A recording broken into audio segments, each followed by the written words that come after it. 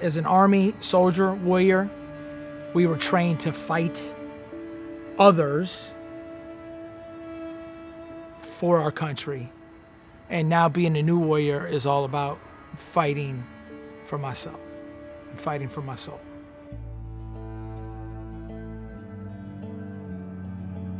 Erik Treese, U.S. Army, 1990 to 94, airborne infantry with the 101st Airborne. My training was awesome. I loved every second of it. Definitely building my self-esteem and self-confidence, belief in myself that I could do not only difficult things, but extremely difficult things.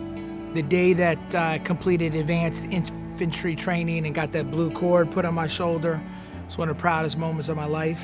The fraternity, the brotherhood, even the tension and the conflict, the turmoil with each other, even that was special, to feel that connected, and no matter what, we had each other's back. When I finished training, the operations were ramping up for Operation Desert Shield and Desert Storm, which was when Saddam Hussein and the Iraqis were invading Kuwait. So my platoon was the first platoon from the entire 101st Airborne to touch sand in Kuwait. So we were the first ones there. Like, this is real now. First hole I dug in the desert. This is real. Knowing that when we left, some people may not make it back, and that we also may be asked to, potentially ending lives of others. When I got out, I was really lost. I remember very clearly the day I went and turned my weapon in and kind of handed over all the equipment that the Army wanted back. I think I handed back a big part of myself, and there was this big hole left that was missionless. And I wasn't sure what my purpose was. I was very reliant on, my platoon sergeant and my first sergeant and my company commander to give us orders of what to do. Being left to my own devices, my mission was dangerous. It was nefarious and dangerous.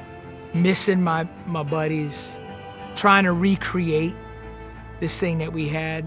It was civilians who I just couldn't trust, wasn't sure if I could trust.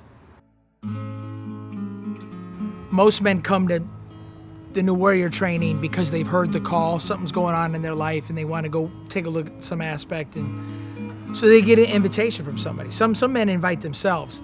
I was actually ordered to go by my AA sponsor at the time, who told me absolutely nothing about it.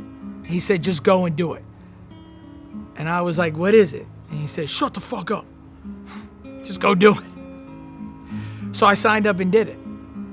So I did my New Warrior training adventure in June of 1999. So there was a staff that clearly knew what they were doing and had gone through it before me.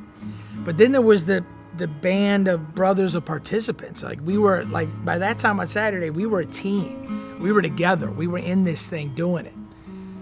And I felt that kind of radical support that I had when I was active duty Army.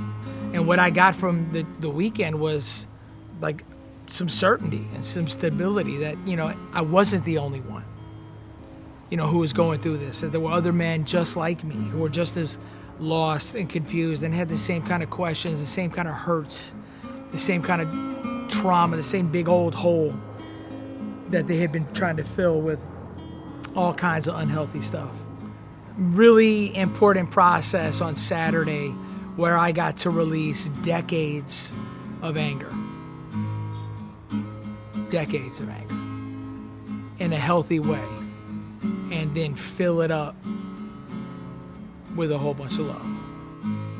I got a sense of direction, and I got a mission statement, something that I could use to point my life in a direction in which I was going to be a productive member of society, but also feel good about myself.